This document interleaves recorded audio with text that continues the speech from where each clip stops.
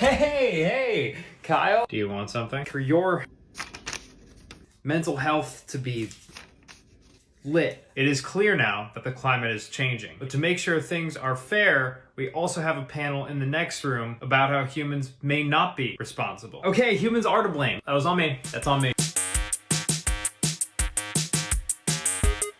Morning Brew is the hottest business newsletter on Wall Street, from Wall Street to Silicon Valley. It's basically a way of simplifying business news for people and delivering it in a accessible way. It's 7 years old, and since I joined, which was about a year ago, it has now pivoted from being primarily a newsletter, which is close now to 4 million subscribers, to a media company. And as a video producer for them, where do your videos mostly live? Originally, I made them for TikTok, right? So, but everything that we post there, it also goes on Instagram and Twitter. So Instagram, Twitter, and TikTok, although I guess the main platform is TikTok, I suppose. You're really funny, and I feel like you hit this nice mix of humor and journalism. And I know you and I spoke about this, you right, when you were a student. Oh yeah, I had no idea what I was gonna do my junior year. I had no idea because again, I mean, the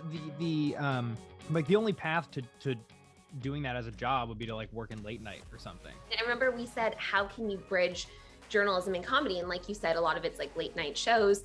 But I think it's almost cooler what you're doing now. It's the trendy thing. Everyone's on TikTok, everyone's watching it. So how do you come up with your ideas and produce your videos? I purposefully would model my day off of what a late night writer's schedule would look like. Every morning, I would wake up around 7:30, start reading the news. And then by 9 a.m., I held myself to this rule where I was I need at least 4 pitches for what a video would be. So that was every day, 5 days a week for around 10 months. You see a news story and you're okay, what are 3 bullet points of information that I need in this? And what's a scenario that I can put this news story in that makes it funny? And so it's just repeating that thought cycle for various news stories that you read day in and day out is usually how I came up with them, at least how I did, over the better part of this career. It's not a formula that always leads to success. In fact, the majority of the time it doesn't, but eventually you'll have 1 or 2 that really do well, and that for some reason validates all of the work that you did leading up to it. I start each day by stepping out of my sauna and picking up a mug of hot chocolate that my company hand delivers. The best performing one for Morning Brew, it's this video about what Americans think a workday in Finland is like. And we just created this Finnish guy, and it's him just going through his day, which includes ridiculous things he gets a free bonus in the mail every day for waking up. He lives in a sauna. He eats muesli and pine needles every day. So stuff like that. Mom, am I a Tesla robot? And then we have a few others. One where I became a Tesla robot. This is a ridiculous job. How do you make it funny? I'm a big believer in whatever makes you laugh, start with that. I've tried to write stuff before just because of a deadline where I'm writing it and I'm I don't think this is funny, but I'm gonna write what I think other people will think is funny. And that almost never results in something actually being funny. If it doesn't make you laugh, then you can't really expect other people to enjoy it. Wait, where'd my pawns go? ATM. The ruble fell 30%. The pawn economy is thriving. Tell them that the pawn economy is thriving. Your central bank is frozen. Your stock market is closed. Tell us about your TikTok videos. We've talked about Morning Brews and what you've done for them, and they're funny, but some of yours, I'm dying. I use that count as a Morning Brew burner almost, where I'm just the ideas that don't work out for Morning Brew, I'll put or the ideas that are too spicy sometimes for Morning Brew, I'll put on my own. 20 to 30 more an hour. Got it. Yeah, we can't do that. What's A lot of it was just because of one viral video, and your hope is that you can maintain that once you get a bunch of followers from one video.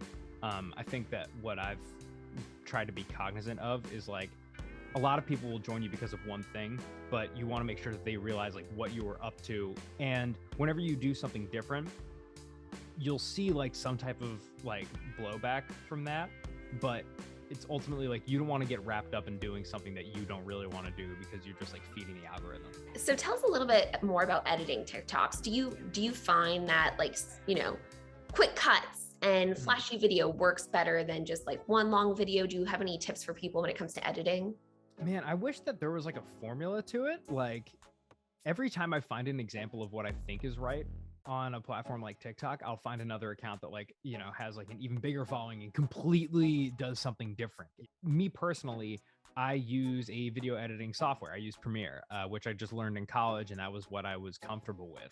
But I also know people who just use CapCut, which is like an app to edit your stuff. That's really great. I use it sometimes too.